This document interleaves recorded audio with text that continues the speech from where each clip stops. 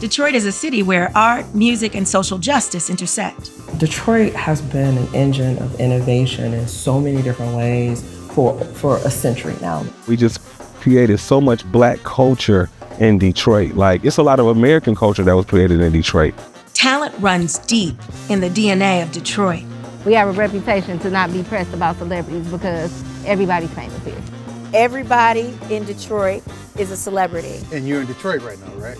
And we all know it. And you feel, no, but you feel it. So how does all that art and music and talent intersect with social justice? What up, though?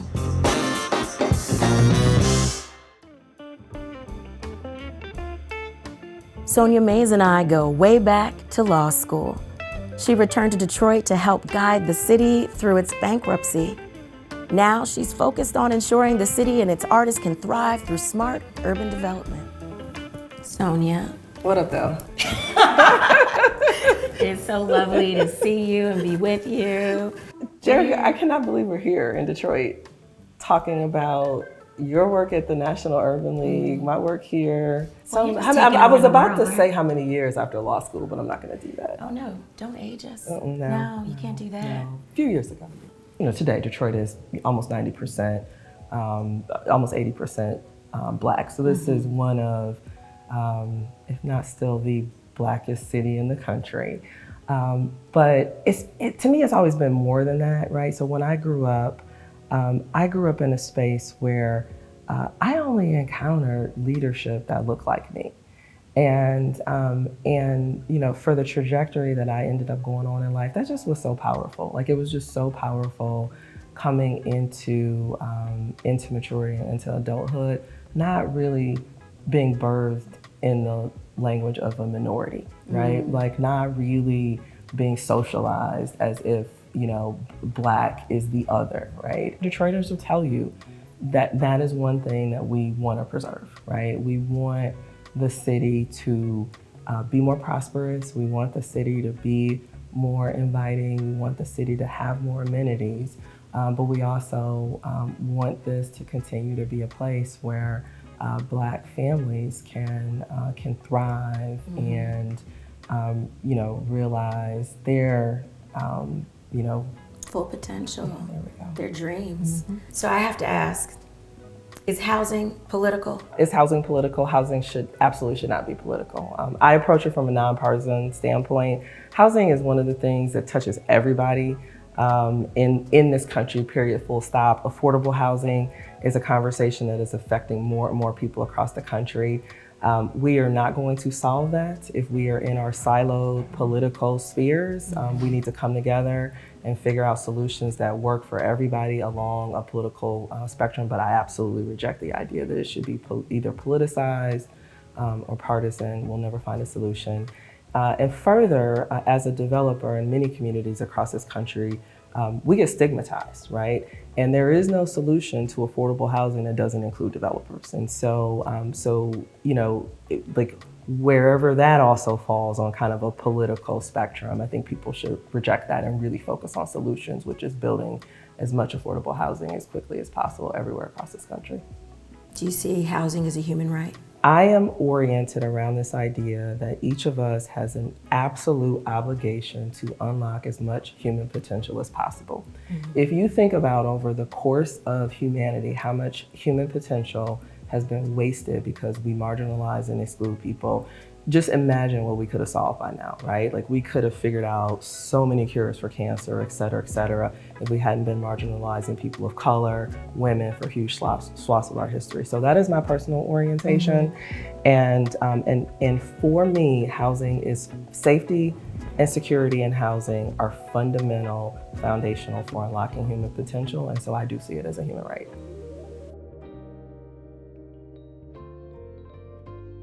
From his Grammy-nominated music producing to his charity, Filthy Cares, Filthy Rockwell is making sure Detroit owns its mark on the world. Filthy, I know you've been doing amazing work in the community and music, but break this down for me. What is What Up Though? What Up Though is Detroit's Aloha. I asked George Clinton, Uncle George, I asked him how long it's been around, and he said the first time he heard it was in the late 70s. It's a term of endearment for us, like, What up though is like, what's going on with your life? How's everything going? How's your grandma doing? How your mama doing? When we say what up though to each other, that's what it means. Well, it's great. So you trademarked Detroit's aloha, Detroit greeting, Detroit's let me just check in with you. How you doing? Mm-hmm. I protected it. You protected it. Yes, I wasn't like trying to like trademark it. Like I was turning it into a brand. So nobody had ever saw what up though on a t-shirt or a hat before. I just wanted to do 50 hats and stop. As crazy as that sound, I didn't think I would be selling it 10 years later. From one music producer to an expert in local music history, Sam Donald is in the business of preserving Detroit's cultural cachet. Everybody has this creative streak, just thoughtfulness, innovation. Everybody in Detroit is a celebrity, so whenever you come here, that's what you are. And this is really not a pride point, not a bragging point, but just it's facts. It's when facts. you really talk about it. I can't sing, I can dance a little bit, but what I do is I love our history, our culture. So even if you didn't have the talent, you had an ability and the pleasure and the gift to be surrounded by it. And what's the goal of your nonprofit? The goal of our organization is to do one thing. Our mission is to introduce and reintroduce everyone to Michigan's rich music history. Honor our artists of the past.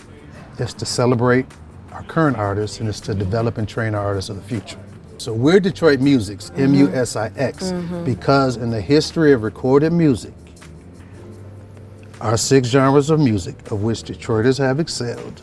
You ready? Let's do them together. Okay. Gospel's one. I'm All gonna right, give you 2 okay, letters. Professor. Oh, no. All right, let's go. Send me back to school, Sam. Oh, we're in school. Subgenre. This is a school desk. You ready? Okay. Gospel, R&B. R&B. And you put soul under R&B. Okay. And then we have jazz. Okay. And then we have rock and roll. And then we have hip hop. And we have here in Detroit an original art form. It's our 6th genre, and it's techno. And so those are our 6. Tell me a little bit more about techno. It is really a conglomeration of sound.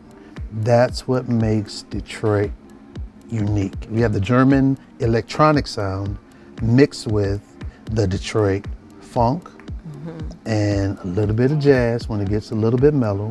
And then that conglomeration of sound is what techno is all about. You heard that right. Techno comes from Detroit. And Mike Clark, AKA Agent X, was there at the beginning. One thing I learned that was new to me was techno. Okay. That techno originated here. And someone told me that you had something to do with that. You know, everybody who grew up in the 7 Mile area were part of it. You know, Derek, Nate, Juan, Atkins, Eddie Folks.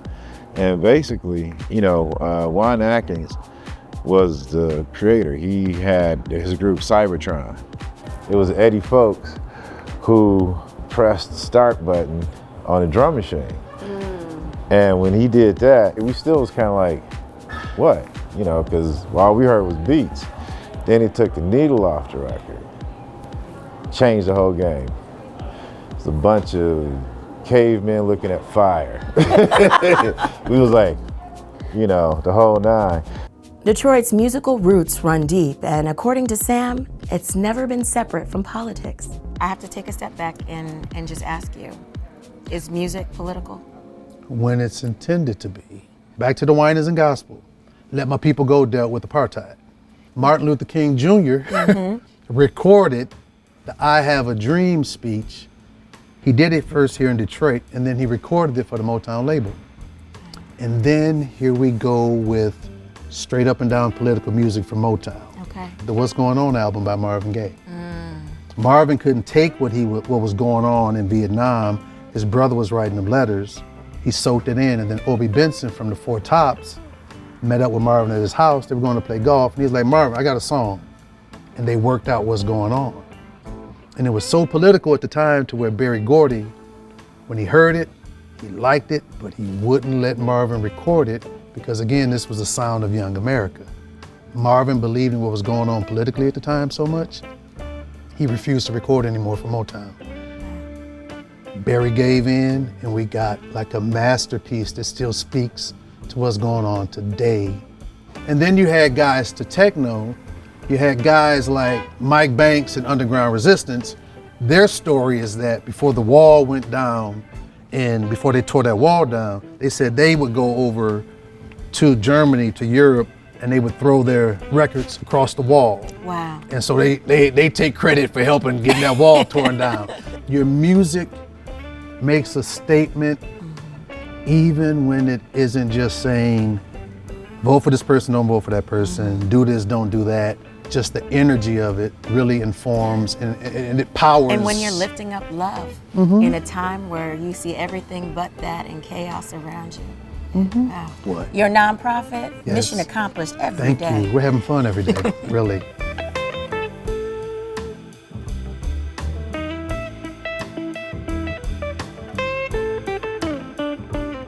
Sydney James's murals can be found all around Detroit. She is known for her depiction of Black figures and their connection to the resilience and power of Black communities.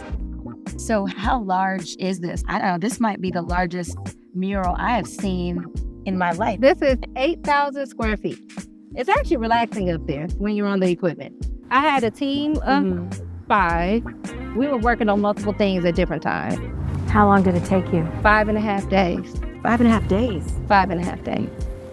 That must be some record or something. Listen, Are you in Guinness and you've been holding out on me this whole time? I had a good team. Detroit hustles harder. I must ask you about the earrings. So the D earring is more than just decoration. It's Detroit. It's like, you can't even say it's just Tigers because you don't just think about baseball when you see Detroit D. The Detroit D is Detroit. You know what I'm saying? And it's everything that embodies us. But a bold pink Detroit, that's us. That's Detroit girls. That's Detroit culture. That's the vibrancy. That's the hustle. That's the all of it, just in one simple symbol. So tell me more about what the city means to you and how it really has inspired your work. So I am a Detroit homebred, homegrown, everything. I actually am a 3rd generation Coney Gardens, Detroit. And Coney Gardens is the first neighborhood in Detroit where Black people could own and build their own homes. So my dad helped his father build their home. At a certain time in history, we were only allowed to live In certain neighborhoods. but never own until the Coney Gardens neighborhood. That was the first neighborhood we could actually be owners. There's obviously an obstacle that's put up in front of Black people where you can't purchase it, so you have to build it yourself. But to me, it sounds like that's part of where some of the creativity comes from. Oh, it is. Like, Detroit is the home of ingenuity in a real way and artistic, your abilities. Because, yes, we are maybe one of the biggest products of the Great Migration. So, yes, we have the auto industry and we even have the music industry, but we're always creatives. We were always artists.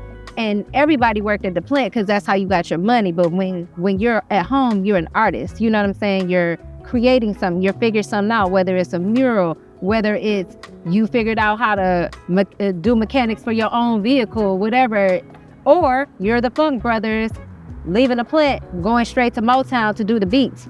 It's a beautiful city, and the dilapidation wasn't caused by the people. You know what I'm saying? It was caused by governmental neglect. Well, I will say that's a story that we have experienced and that we see in Black America and city after city. Yes. And oftentimes when we talk about the challenges that cities face and Black communities face, it seems like gentrification is seen as the answer.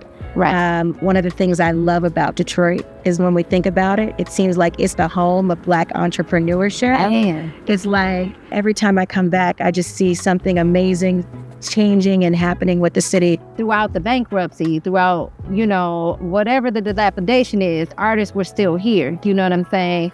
And we're always fashionable. So can't afford new clothes? Okay.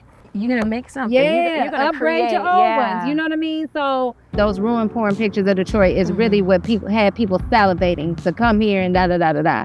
But the reality is when you come here, you meet beautiful people, no matter what the socioeconomic status is. You could be down, down, down, or up, up. up, and somebody will still help you find your way around. No. But talk to me about your work and your journey, and also the fact that you've chosen to center Black women in this space and in the art. Pieces like this are important. She's a real person. We've been friends since we were like before teens. But she's of this neighborhood, right? Because this is one of the focal points of gentrification, because this is the meeting point of 3 neighborhoods. We got North End across there. We're in Milwaukee Junction, and then that's New Center. So it's like 3 different social economic points too. Businesses on her jacket used to exist in the North End. Biggest part of like gentrification is erasure. Outside of the displacement is erasure. We have to figure out creative ways to not be erased. Talent runs deep in the DNA of Detroit, a city where everybody is a celebrity. It's that very thread of creativity and culture that sustains the city as it continues to redefine itself. What up, though?